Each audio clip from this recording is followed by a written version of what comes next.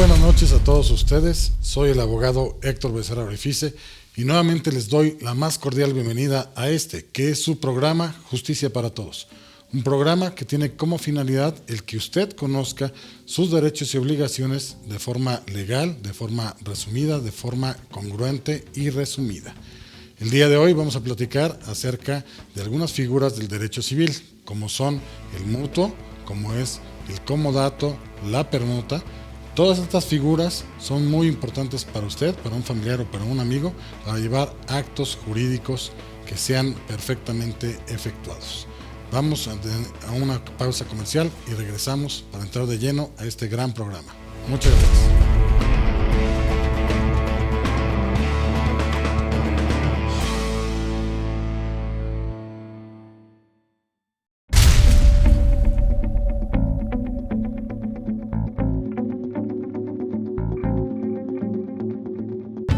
Bien, estamos de regreso para entrar a este gran programa acerca del comodato, la permuta y el mutuo. Para ello he invitado a una serie de abogados, maestros en la materia jurídica, a los cuales les agradezco mucho el que hayan asistido a este maravilloso programa.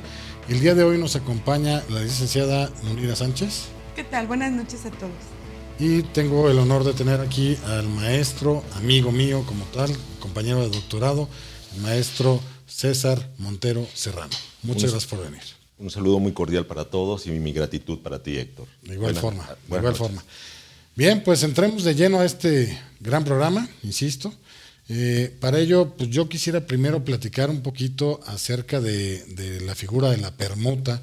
¿Qué es esto de la permuta? No sé si aquí el maestro nos pueda platicar un poquito qué es la permuta. Con todo gusto. La permuta es un contrato que prevé la legislación civil y que tiene un muy antiguo origen. Recordemos que la permuta se caracterizaba porque esencialmente era el intercambio de bienes que se daba como trueque. En el derecho, como el trueque, totalmente. Así es. Tanto en el derecho romano como en el derecho azteca ya se conocía, en muchísimos pueblos se conocía, en virtud de la característica que entraña el no tener una moneda de cambio ni una medida de valor, y entonces se concebía la posibilidad de realizar actos comerciales a través del intercambio de mercancías que conllevaban la posibilidad de equiparar valores o de establecer valores en esos mismos objetos. Actualmente el Código Civil mexicano, el Código Civil para el Distrito Federal, ha recogido en el artículo 2327 la figura de la permuta y lo define como un contrato por el cual cada uno de los contratantes se obliga a dar una cosa por otra, observándose en su caso lo dispuesto en el artículo 2250, lo cual significa que esencialmente estamos en presencia de un contrato en el cual una persona intercambia con otra dos bienes asignándoles un valor. ¿Cuál es la pauta que establece el artículo 2250? Para que no sea considerado el contrato como compraventa, el monto de lo que vale el bien debe estar concebido por una cantidad que, si rebasa en numerario lo que vale el objeto, entonces será considerado de compraventa. Esto es, si nosotros, por ejemplo, intercambiamos un automóvil por otro automóvil y un automóvil es más valioso que otro, claro, entonces debemos establecer que si el monto del numerario que se da como excedente es mayor que el monto del valor de la cosa en sí mismo, entonces ya no será considerado como permuta, sino como compraventa. Pero en esencia, y para hablar de términos coloquiales, debemos establecer de manera muy clara que es un contrato que se aplica cotidianamente y que probablemente nosotros lo hemos visto en nuestra vida muy comúnmente, pero que el código lo ha recogido y le ha dado una pauta muy específica, claro, para darle certidumbre fundamentalmente a todas las operaciones. Es histórico finalmente, ¿no? Indudablemente. O sea, viene desde épocas muy, muy remotas, donde la permuta, pues como bien dice aquí el maestro, no existía moneda de cambio, no existía alguna forma de billetes, monedas que pudieran hacer el uso constante de la activación del comercio para satisfacer sus necesidades, y en ese sentido pues tenían que cambiar a lo mejor telas por animales. Sí, animales, telas o demás, ¿no? Yo creo en la actualidad que todavía sí se sigue dando mucho este tipo de figuras, porque yo he encontrado algunos sitios en internet donde tú otorgas a lo mejor alguna cosa que a ti ya no necesitas y obtienes otra a cambio. Y eso es un contrato liso y puro, tal cual de la permuta, ¿no? Pues es bien como dice el maestro hace un momento, nosotros cotidianamente realizamos este tipo de actos, pero no nos damos cuenta que es una permuta, ¿no? O sea, no lo reflejamos de ese modo, pero... O no lo llamamos no así. No lo llamamos de ese modo, pero hacemos y que el público sepa que está haciendo este tipo de contratos para que después, si hay alguna falla o tal, ya tenga donde respaldarse. Yo he escuchado mucho a los jóvenes, digo, no porque yo quiera tratar de ser un poquito más grande, ¿no? Pero yo he visto mucho que ellos dicen, vamos a hacer un cambalache de cosas. Exacto. Y Ellos eso así lo toman propiamente es una permuta, hablando formalmente, ¿no? Indudablemente. Sí, y que si en algún momento hay algún problema con este tipo, bueno, que sepan que está está tipificado en el Código Civil y que pueden, ir legalmente sobre esto si hay algún problema, pero si no hacen su trueque o su cambalache, como lo mencionas, claro. Y ni cuenta se dan que realizaron un acto jurídico, ¿no? Ahora, sí es importante que sepan que hay algunas disposiciones referente a, sí, claro. a esa figura, ¿no? Porque, digo, no es lo mismo hacer un cambalache, bien llamado permuta, donde, como bien dice aquí el maestro, el excedente en dinero va por encima del valor de lo permutado, ¿no? Como tal. De ahí, pues supongo que también hay algunas cuestiones. Si yo doy mi cambalache o permuta de una parte que no es mío, ¿qué pasa con eso? Muy bien. Esa es una de las características que deberíamos atender. Yo parto de una base. Actualmente el derecho debe estar considerado como una serie de codificaciones y como una serie de reglamentaciones que tienden a dar certidumbre a las actividades que realiza la sociedad. De ahí que sea muy cierto que el derecho tiende a la armonización de intereses sociales. Claro. Por ende, cada vez es más relevante, es más trascendente que las personas se preocupen por realizar actos jurídicos con certidumbre, es decir, un contrato que es bien realizado por un abogado es un contrato que va a tener eficacia jurídica y que no va a tener conflictos posteriores, porque justamente una de las pautas que tú mencionas es sumamente relevante. ¿Qué sucede si yo intercambio un automóvil por otro automóvil y resulta que el automóvil que yo recibo tiene vicios ocultos? O no es mío. O no es de la persona que me lo entregó. Entonces la ley establece claramente que tengo derecho, si no he entregado el vehículo, por mi parte, a no entregarlo en ese intercambio, si ya me he enterado que el vehículo que me van a entregar o que ya me entregaron no es de la persona, porque uno de los principios es que yo solamente puedo disponer de una cosa si es mía. Claro. Una de las características del contrato de permuta es que sigue las reglas del contrato de compraventa, como bien lo has mencionado. En este sentido, entonces, tenemos muy claramente considerado que en un contrato de permuta, cuando encontramos que no es la propiedad del que está permutando, porque hay que entender que estamos hablando de dos personas, una de las cuales se llama permutante y el otro se llama permutatario. Si el permutatario, por ejemplo, advierte que el permutante le ha entregado un bien que no es de su propiedad, este tiene la factibilidad, si no ha entregado a su vez su bien, de retenerlo y solamente cumple el contrato devolviendo o absteniéndose de cumplimentar el contrato en virtud de que lo protege la propia ley por razón de que no está obligado a entregar algo cuando está previamente en conocimiento de que el bien que a su vez se le pretende entregar no es de la persona que está disponiendo de él. Pero solo si lo sabe. Sí. Porque realmente en derecho, pues, por efecto de los bienes muebles como tal, pues quien me lo presenta, yo entiendo que es su propietario, ¿no? O sea, finalmente, porque lo tiene ahí, lo está poseyendo como tal, ¿no? Y ahí el problema es que puede ser interpretativo esa parte, ¿no? Porque si a mí me presentan esta tasa para hacer un trueque, un cambio, una permuta, pues yo sí creo que el bien mueble como tal, pues es de quien lo está poseyendo en ese momento. En efecto, porque el derecho se guía por la buena fe. Claro. Y los participantes actúan o entendemos que actuamos de buena fe. ¿Qué sucede para el caso de que ya se haya realizado el acto jurídico? En esta hipótesis se transforma en un hecho jurídico y la persona que resultó perjudicada tiene derecho no solamente a la devolución del bien, sino al pago de una indemnización. Incluso tiene en su poder, en su esfera jurídica, la acción persecutoria contra el bien y contra la persona que posea el bien. ¿Serían daños y perjuicios? Así es.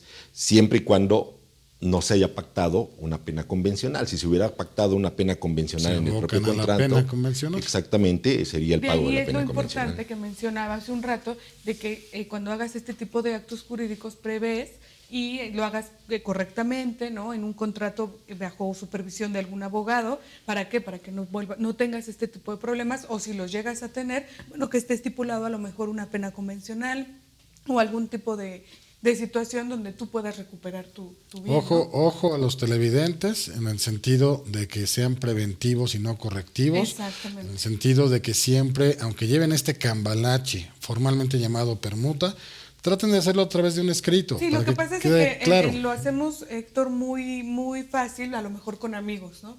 Oye, mira, pues tú tienes tu moto, yo tengo la mía, pero a mí me gusta la tuya que es roja y la mía es amarilla. Vamos a cambiarla, no pasa nada. Ay, sí, padrísimo. Entonces, como amigos, haces ese acto, pero no prevés, ¿no? No ves las cosas. No ves las consecuencias, y aún siendo amigos puedes tener vicios ocultos, ¿no? Tú como bien mencionaron, la moto a lo mejor no funciona, ¿no? La amarilla que tanto me gusta y la roja sí. Entonces, sí hay que tener cuidado y sí llevarlos a la forma correcta como tiene que ser, ¿no? Claro. Bajo una supervisión, bajo un escrito, bajo un contrato que te ampare y que ponga algún tipo de pena convencional o cualquier tipo de situación. En efecto, yo suelo decir, probablemente me excedo con mis alumnos en la Facultad de Derecho, que un abogado litigante no puede tener buena fe.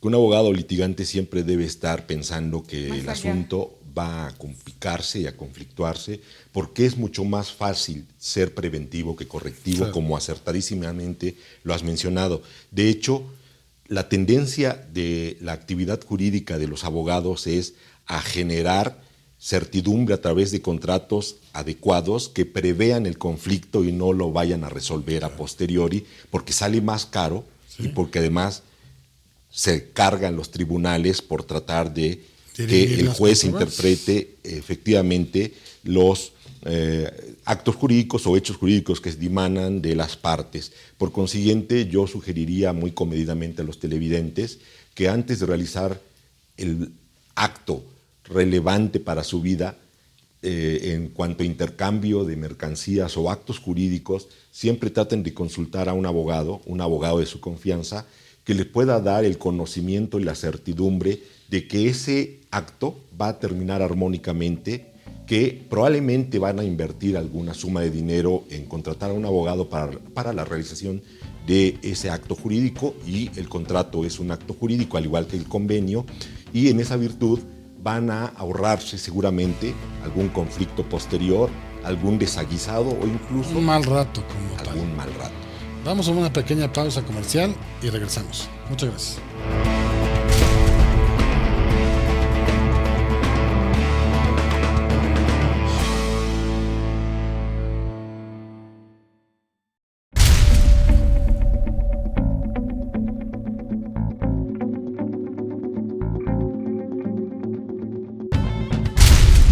Bien, continuamos con el programa y bueno, pues quedamos platicando aquí con el maestro y con la licenciada Munira. Nada más para dejar, digamos, como conclusión de la permuta. Entonces es el intercambio de cosas, tiene que ser la propiedad, tienen que verificarlo, preferible consultar a un abogado para que de forma preventiva se haga un documento, un traje a la medida tal cual, y puedan no tener alguna consecuencia mala o un mal rato en un futuro, ¿no? Como tal. Indudablemente así es, porque además no debemos olvidar que la permuta no solamente es un intercambio, por ejemplo, de 2 tazas o de 2 lápices. Claro. Se pueden intercambiar cuestiones de mucho valor. Yo incluso en mi vida profesional tuve que permutar 2 terrenos que eran casi 10,000 metros cuadrados cada uno, porque resulta ser que el dueño de uno ocupaba, digamos, una parte izquierda, en el centro era de otro empresario, y el lado derecho era del mismo empresario del lado izquierdo. Entonces lo que quisieron es, ¿para qué tenemos ahí una parte en medio? ¿Por qué no mejor lo permutamos? E incluso te mando a hacer unas bodegas adicionales, pero no van más allá del valor del terreno como tal. Y con eso pudieron hacer el perfecto mutuo para que el otro tuviera perfectamente delimitado su terreno, su amplitud del terreno, y fue algo muy, muy bien hecho, y fue de forma preventiva, como tal. Pero ¿hasta qué monto puede ser, por ejemplo, si tu casa, o permutas en este caso tu terreno, uno cuesta 10 y el otro cuesta 12? Los dos restantes se los puedes dar en efectivo. Puede ser en efectivo, ¿no? o alguna otra hay forma. Hasta un monto donde sí puede, bueno, si a ti te faltaron 2 y el mío cuesta 10, ¿no? Pues entonces nada más págame los dos en dinero, o haciendo unas bodegas, o ellos ya se pondrán alguna forma de acuerdo, que sepan, pero que sepan que hay hasta un monto, ¿no? Pero que no puede ser exceder mayor al monto de lo que vale la cosa que están permutando, porque si no ya sería el contrato liso y ya no de compraventa, como tal, ¿no? Bien, pues entremos ahora sí que a la siguiente figura jurídica. No sé si podríamos platicar del el comodato. ¿Qué le parece, maestro? ¿Cómo no? Con todo gusto. Aquí a la abogada? ¿Cómo no? Bien, pues platiquemos un poquito del comodato, si quiere. Claro, el comodato es un contrato que se utiliza mucho y que yo sugiero para fines prácticos utilizar en gran medida. Miren ustedes, en mis clases de obligaciones que imparto en la universidad y también con mis clientes suele suceder algo muy específico. Normalmente cuando nosotros tenemos una relación de amistad o una relación de confianza con alguien, solemos, por ejemplo, conferirle un inmueble, una casa o un departamento para que viva en la misma. Y nos vamos a la confianza y a la palabra. Claro. Y con toda frecuencia suele suceder que la persona que ya tomó la posesión de ese inmueble, habida cuenta que no existe ningún documento probatorio de que yo le conferí la posesión, esta persona transcurre el plazo que fija la ley para que opere la prescripción adquisitiva o usucapión, y súbitamente nos encontramos que nos empieza a disputar la propiedad. Claro. Porque si bien las relaciones son de confianza y de buena fe, yo insisto que en múltiples ocasiones es mucho más adecuado para dar certidumbre a todos los actos jurídicos celebrar un contrato que puede ser o de arrendamiento o de comodato. El comodato es un contrato que prevé la ley por el cual una persona llamada comodante transfiere a otra el uso gratuito de un bien inmueble o mueble. Ahora voy a hacer alguna precisión al respecto, pero en realidad no está reñido con la ley de que sea un bien mueble o inmueble. Anteriormente había cierta taxativa y se manifestaba que solamente podía haber comodato sobre bienes muebles, porque la ley establecía bienes fungibles, y como la ley misma prevé que únicamente hay fungibilidad en los bienes muebles aparentemente, entonces por exclusión se decía que no podía haber comodato sobre bienes inmuebles. Sin embargo, tanto la jurisprudencia de la Corte como la propia costumbre han echado abajo esta presunción. Claro. Y entonces se puede hacer un comodato sobre bienes muebles o inmuebles y es perfectamente aceptado tanto por los tribunales como por el propio derecho vigente y el derecho positivo. ¿Qué implica realizar un contrato de comodato? Implica un acto jurídico excepcional, trascendental. Primero, que la persona que es comodataria está aceptando de manera expresa y específica que la persona llamada comodante le está transmitiendo el uso y goce de ese inmueble y lo está reconociendo como propietario y titular del derecho real. Con esta circunstancia se desvirtúa completamente cualquier posibilidad de que la comodataria pudiera realizar un acto de prescripción adquisitiva o intentarlo siquiera. Porque existe un título legal. Y ya no hay posesión originaria, claro, tal como lo establece la ley. Claro. Algunas de las características que prevé la propia ley civil es que para que prescriba un inmueble o caiga en la hipótesis de usucapión, se requiere, además de la posesión de 5 años de buena fe o de 10 años de buena fe, mantener esta de manera pública, pacífica, continua y a título de propietario. Aquí ya no cabría esa posibilidad porque la propiedad está siendo derivada del comodante. Claro. Por ende, es fundamental este contrato para cualquier tipo de intereses. Yo siempre sugiero, si alguien por un acto de solidaridad, de conmiseración, de afecto, de cualquier especie de sentimiento Compadrazgo, además.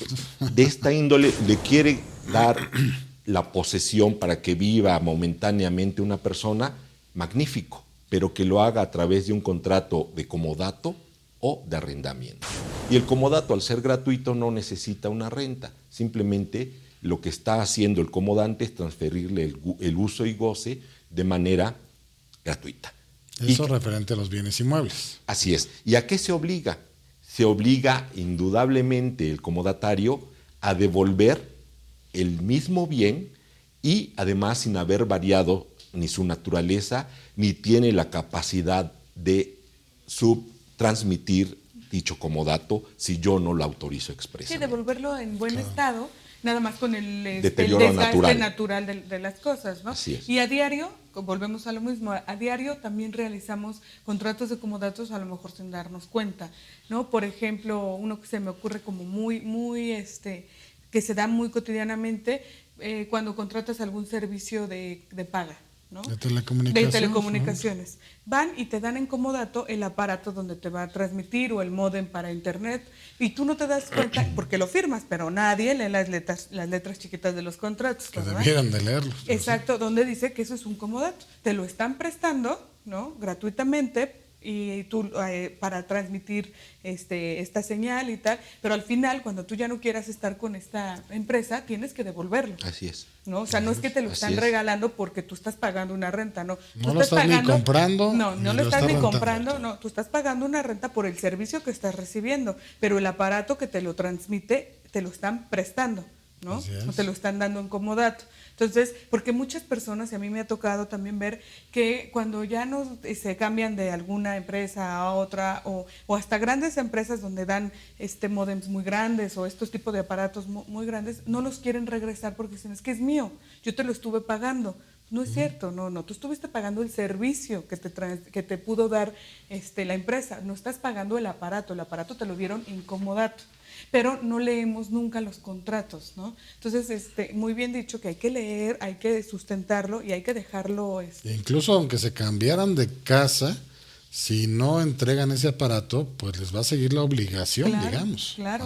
a donde ocurran, ¿no? Como Sí, tal. porque no es de ellos, no Porque lo están incluso adquiriendo. la pérdida que se tenga de ese aparato, pues ellos son responsables, porque estaba bajo su cuidado como tal. Así es. Claro. Incluso el propio contrato establece de manera clara, aunque con letra pequeña, que es obligación del comodatario, en este caso el que está recibiendo el aparato o el artefacto para recibir la señal de televisión verbigracia, de devolver una vez que es requerido por el comodante, es decir, la empresa o la persona moral que suministra el servicio de telecomunicaciones por el cual transmite la señal de televisión, y es obligación naturalmente del comodatario entregar en buen estado y sin deterioro, que no sea, como bien dijo la licenciada, el deterioro natural De las cosas, exacto. ¿no? Del Ahora, uso. ¿qué pasaría si yo le hago mejoras?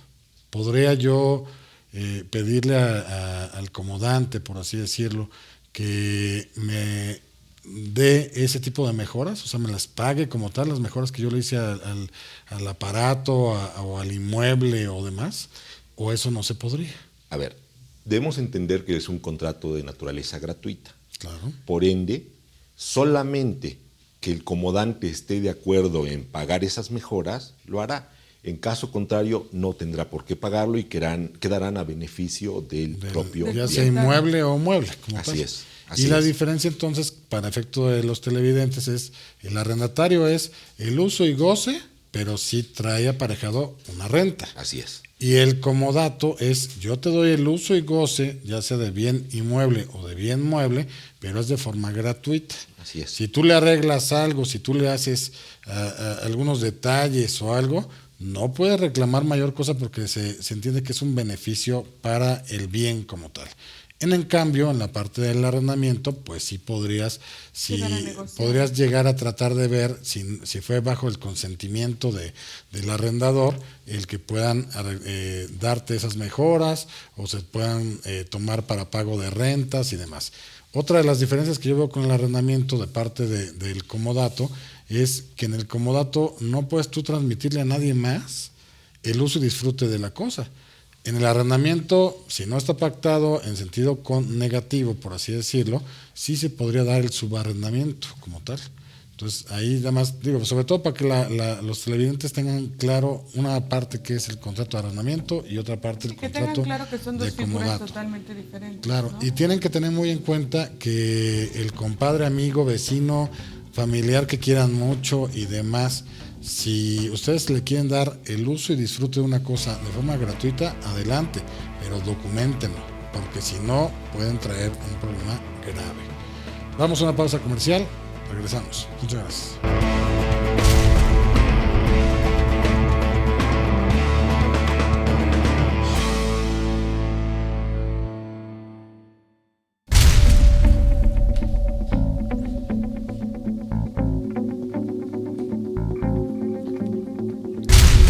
Bien, estamos de regreso y bueno, para seguir, digamos, platicando de la parte del comodato, o cuáles serían las conclusiones o algún detalle adicional del comodato. ¿Cómo no? Una singularidad del comodato es que es un contrato que se denomina intuitu persona. Esto quiere decir que el comodante le da al comodatario en función de una singularidad, de una cualidad particular que tiene ese comodatario. Por ende, el comodato no se transmite y concluye con la muerte. Cuando la persona que es beneficiada con ese comodato fallece, de acuerdo a la ley, concluye el tiempo del comodato y debe regresarse al propietario, es decir, al comodante. Entonces, una de las características del contrato de comodato es justamente el ser un contrato intuitu personae y que se le da a alguien por las características y por las cualidades singulares que el comodante ha visto en esa persona y se lo confiere. Al concluir la vida de esta persona, concluye el contrato. Es decir, es uno de los pocos contratos que concluyen con la muerte del beneficiario o comodatario. Digo, a menos que hayan pactado alguna fecha en particular, ¿no? O que posteriormente se transmitiera, por ejemplo, al hijo del comodatario. Ajá. Pero tendría que quedar expresamente pactado. Claro. Si no queda así, entonces, de acuerdo a la ley, concluye por su característica de ser intuitu personae con la vida del beneficiario o comodatario. Y no hay rangos máximos ni mínimos de tiempo de duración, no lo prevé. ¿No? O sea, yo puedo dejárselo todo el tiempo. Así es. Hasta que yo decida el que me lo regrese. Ahora, si decido que me lo regrese, ¿qué tengo que hacer? Solicitarle incluso aquí hay un punto que es muy relevante que lo hayas tratado. Como es un contrato, insisto, gratuito y en beneficio del comodatario, la posibilidad que brinda la ley al comodante es que si lo requiriese por ese bien que da en comodato, si lo requiriese por alguna circunstancia grave o por alguna circunstancia que entrañe una necesidad inminente de tenerlo, puede solicitárselo al comodatario que lo devuelva y la ley lo faculta. ¿Cómo lo tiene que hacer? A través de una solicitud, ya en este caso sería desde el punto de vista del derecho procesal o adjetivo. Mi consejo es que fueran con un notario público o a través de una jurisdicción voluntaria, notificarle al... Que terminó así es, que ya es inminente la necesidad de que me devuelva el bien, toda vez que lo requiero para circunstancias personales. Que se fije una fecha, digamos, para así la es, entrega. Darle un plazo para la entrega del bien y obviamente no podría oponerse porque es un contrato de comodato que es benéfico, gratuito y desde un punto de vista jurídico de liberalidad y de altruismo que está confiriendo el comodante en favor del comodatario. Por ende, la ley en un plano de equilibrio establece esta factibilidad de que pueda terminar anticipadamente, lo cual rompe para algunos autores con el principio de carácter de equidad que caracteriza las obligaciones. Si nosotros nos recordamos del artículo 1949 del Código Civil que establece La facultad de resolver las obligaciones se entiende implícita en las recíprocas para el caso de que uno de los obligados no cumple con lo que le incumbe, y tiene la factibilidad del perjudicado de poder invocar este incumplimiento para solicitar o la rescisión del contrato o el cumplimiento forzoso, y en ambos casos con el pago de daños y perjuicios. Aquí, en cuanto al contrato de comodato, se sale de esta égida del artículo 1949, y una persona de manera unilateral, el comodante de manera unilateral, puede, sin que tenga necesidad de esperar a que transcurra el plazo que se pactó, dar por terminado unilateralmente si justifica que lo requiere para un fin inminente. Bien. Ahora, ¿qué pasaría si yo celebro un contrato de comodato, pero sí cobro la renta? O sea, bueno, si yo, digamos, celebro el documento, le digo es un contrato de comodato, perfecto, liso, llano, le doy la posesión y todo, pero realmente lo que queríamos era llevar a cabo un contrato de arrendamiento y lo señalamos. ¿Ahí qué pasaría? Es muy sencillo. La ley establece en la teoría de la interpretación de los contratos que es irrelevante el término que utilicen las partes para denominar el contrato. Tiene que atenderse más bien al objeto mismo del contrato y a las características de este. Si yo le denomino comodato, pero cobro una renta, evidentemente ya no es gratuita, y entonces ya no cae en la hipótesis de un comodato. Tendrá que ser, en un caso dado, interpretado jurisdiccionalmente, si es que llegan a un conflicto, como un contrato de arrendamiento por el juzgador, y no tendrá mayor dificultad porque lo establece de manera muy nítida el Código Civil, que las partes pueden utilizar un término equívoco para denominar al contrato, pero que en la esencia y en la realidad quien va a determinar en ese caso es un juzgador, atendiendo a las características inherentes y propias, así como al objeto del propio contrato. Yo en alguna ocasión he visto en la vida profesional la parte de que en escritura pública se documentó que era un comodato, pero era contra el pago de una sucesión testamentaria, y digamos que lo que hicieron fue: te dejo esta parte poder vivir en el inmueble, supuestamente lo llamaron comodato, pero era contra la sucesión, y se entendía que sí se estaba dando un dinero porque se estaban compensando, por así decirlo, las cuentas con esta estrategia jurídica. Pero los juzgadores sí determinaron que por estar en un instrumento público y todo cómo se fue dando, a pesar de que sí podía ser arrendamiento por el pago de la renta, por así decirlo, sí determinaron que era lo mejor darle el carácter de comodato. Pero esa persona, si sí se siguen sosteniendo sobre esta parte, el arrendatario, por así decirlo, pues podría a lo mejor pelear esa parte, ¿no? de dinero, ¿no? Porque si se van a la figura, a la naturaleza del comodato, pues sería gratuito propiamente. Sí, recordemos que en un conflicto se tiene que plantear a través de una acción, y la otra parte va a argumentar. Esto justamente es una de las características del derecho, la dicotomía que se da como una cuestión en donde se confrontan dos puntos de vista sobre una misma circunstancia. Efectivamente, tal como acertadamente lo estableces, si estuviésemos en presencia de un comodato al que le llamamos así, pero que en realidad estamos pagando una cantidad de dinero, probablemente como a título de renta. Una compensación que hicieron de dos. Entonces, habría que dilucidar cómo están las circunstancias, pero si las partes lo cumplen de manera voluntaria, pues no habría ninguna complicación jurisdiccional ni judicial.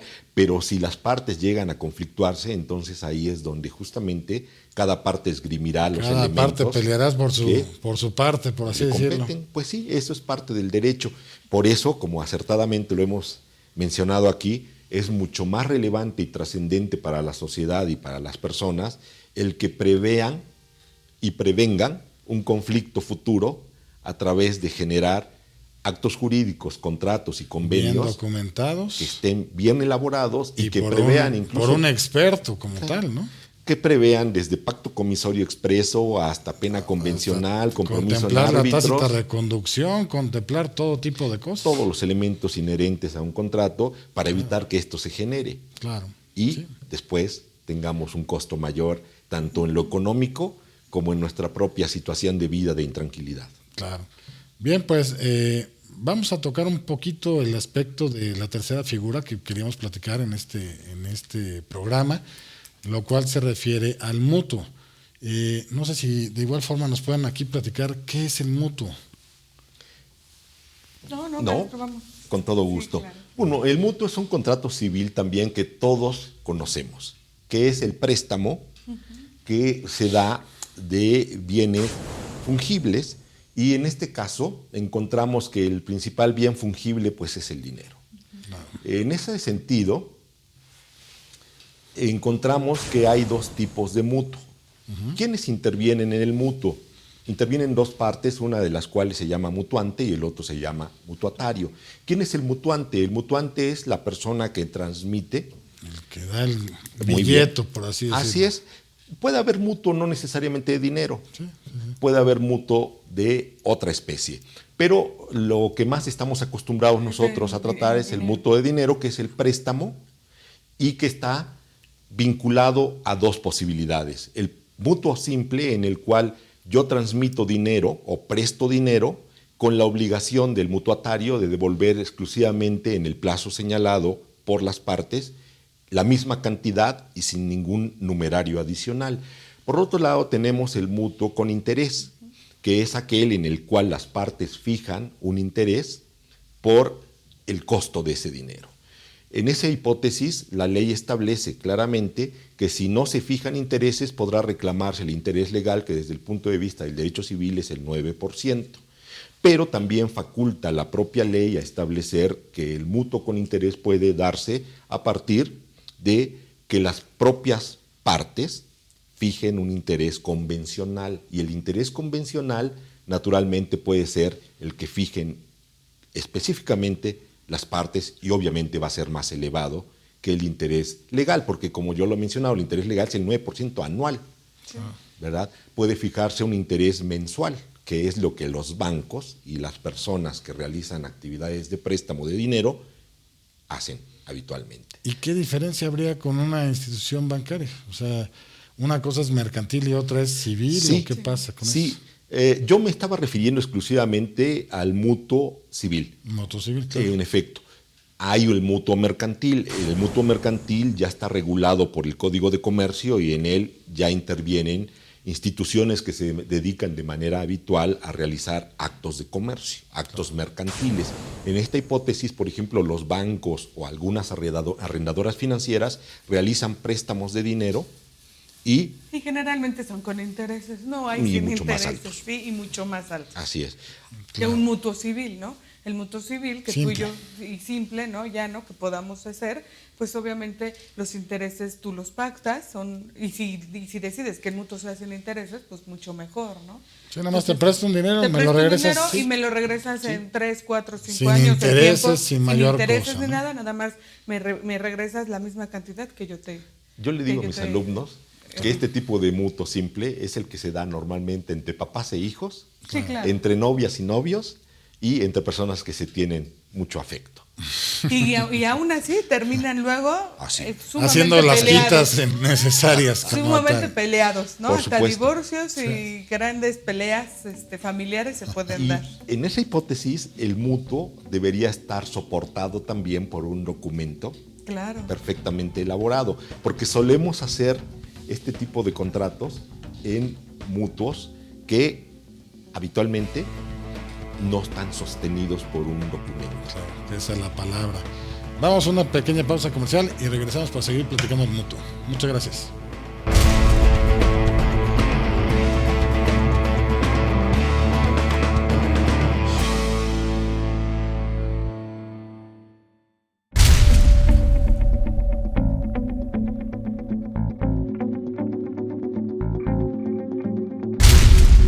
Bien, regresamos y vamos al último de los bloques, el último de los módulos para platicar acerca del mutuo.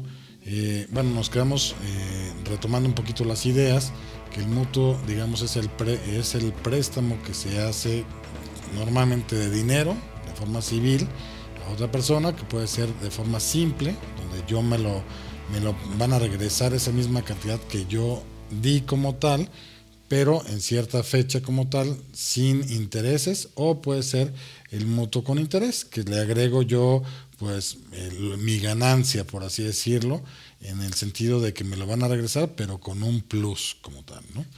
Bien, ahora, del mutuo como tal, hay un factor que me interesa mucho tocar, porque luego mucha gente me dice, oye, ¿cuántos intereses le puedo poner? Si puedo ponerlo en un contratito, ¿qué le puedo poner? ¿El 100%, 50%, 10%? ¿Qué tanto se puede o qué tantos mínimos se pueden?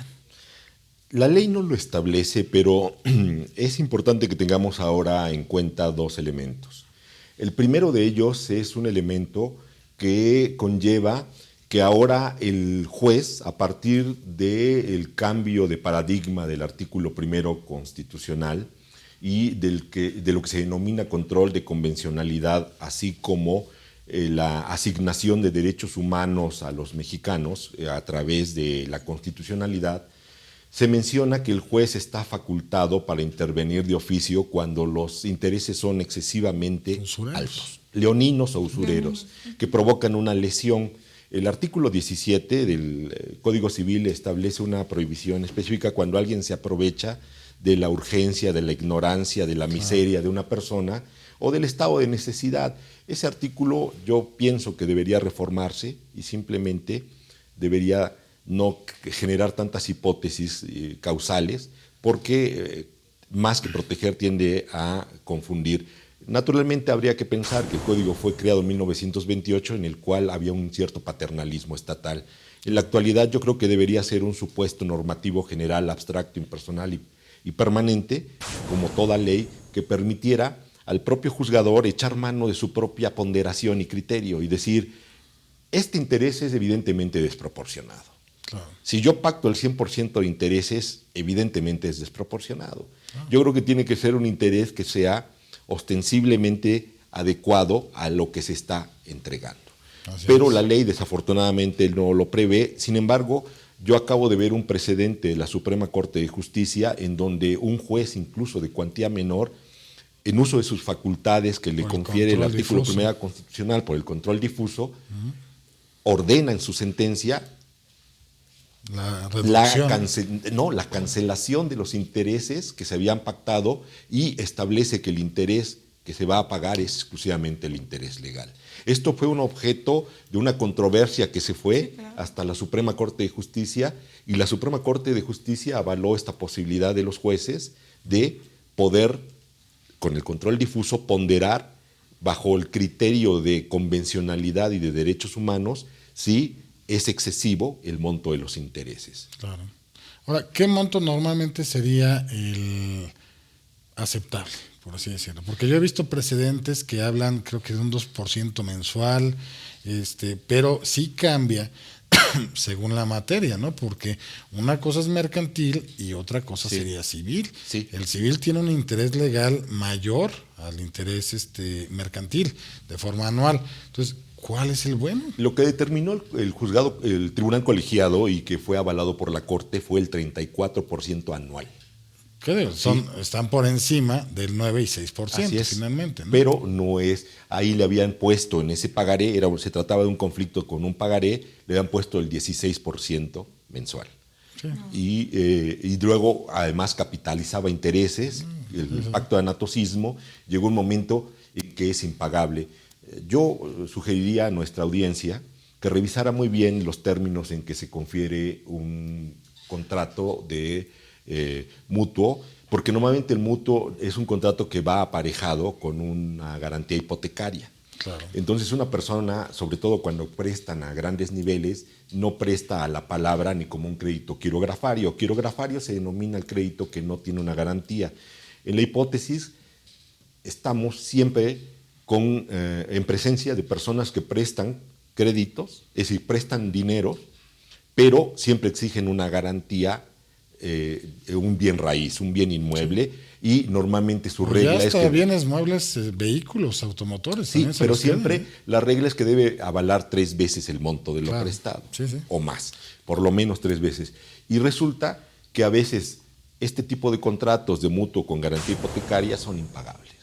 Sí, porque ya suma se tanto van que ya hasta capitalizando y excede capitalizando y el se mismo hacen monto, ¿no? El monto que impagables se había hecho. totalmente, ¿no? Sí, porque además de los intereses suelen agregar penas convencionales. Claro. Y la pena convencional agregan al monto de los intereses y al final se hace Y muchas una veces, cantidad. como bien lo mencionó, es por la urgencia, ¿no? Por el momento, Naturalmente. entonces tú firmas lo que sea, pero no te pones a pensar que después vas a terminar pagando 2 o 3 veces más, ¿no? Lo que te prestaron, y se vuelve a lo mejor hasta un crédito ya totalmente impagable, Y es que ¿no? es increíble, porque luego una casa que a lo mejor te cuesta, no sé, 1,000,000 de pesos, por así decirlo, se puede ir hasta unos 6, 7 millones, Sí, por lo La cual deuda. pues es de locura, ¿no? Como tal, ¿no?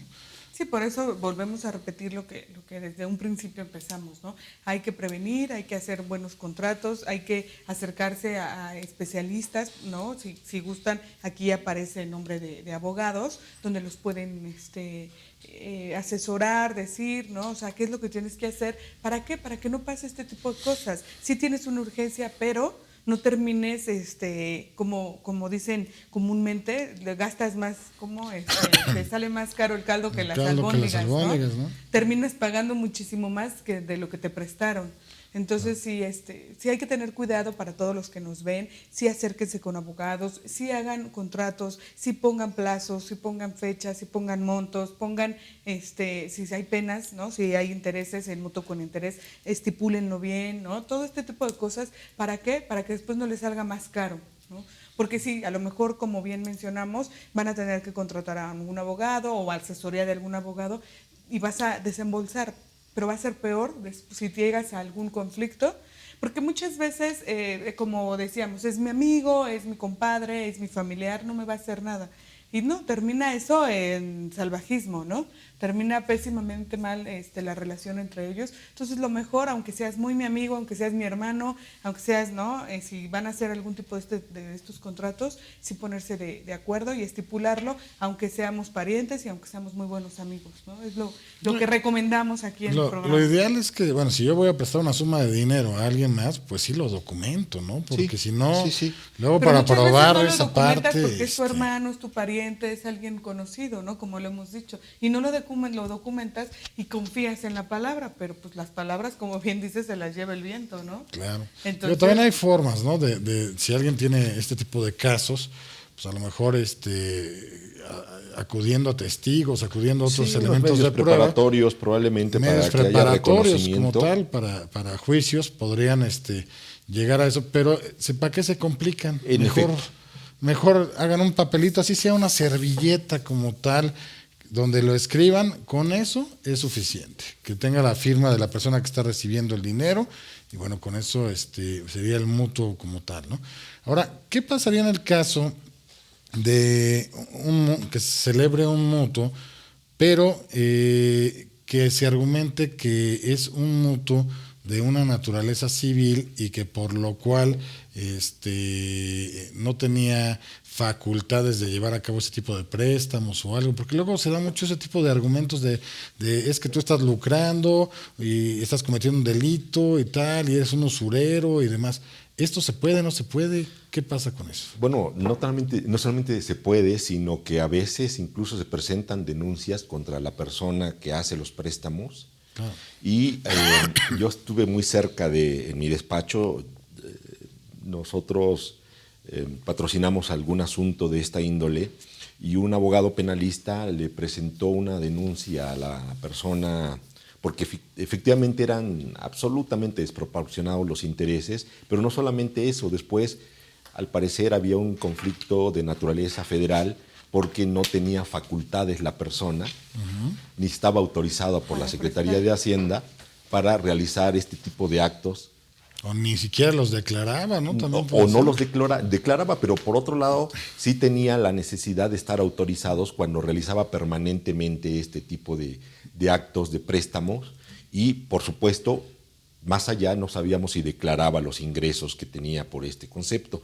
Pero aquí nos quedamos nosotros en la pauta de que esta señora no tenía, era una persona de sexo femenino, no tenía ninguna autorización para realizar este tipo de actividades y se exhibieron algunos periódicos de muchas fechas, en donde habitualmente se publicitaba ofreciendo préstamos, y después, como tenía un notario con el cual trabajaba permanentemente, solicitamos que el Ministerio Público pidiese informes sobre el cúmulo de cuántas operaciones llevaba mensualmente. Entonces una actividad ya reiterada. No, absolutamente reiterada. Hay que tomar mucho en cuenta esa parte. Lamentablemente se nos ha agotado el tiempo del tema de este programa.